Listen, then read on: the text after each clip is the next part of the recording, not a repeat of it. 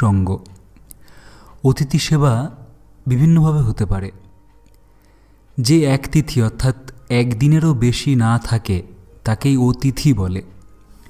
অন্নদানে অতিথি সেবা উত্তম। তা না পারলে একটা আসন দিয়ে জল মিষ্টি সম্ভাষণ দ্বারাও সেবা করা যায়। কোনো অতিথি ক্ষুধার্ত হয়ে এলে নিজে না খেয়েও তাকে খেতে দিতে হয়। সাধকের ইষ্টদেবতা অনেক সময় অতিথির বেশে তার কাছে উপস্থিত হন। সুতরাং কোনো সময় অতিথিকে তুচ্ছতাচ্ছিল্য করা উচিত নয়। গৃহস্থ, ব্রহ্মচারী, ব্রতী প্রত্যেকেরই অতিথি সেবা করা উচিত। অতিথি সেবার দ্বারা স্বার্থপরতা কমে আসে, প্রাণ উদার হয়, মনের ময়লাও কেটে যায়। কোনো সময় কোনো অতিথি এলে এই আমার গুরু এসেছেন এই মনে করে মনে প্রাণে তার সেবা করতে হয়। শাস্ত্র অতিথি সেবাকে মহাধর্ম বলেছেন, মহাপুরুষগণও বলেছেন।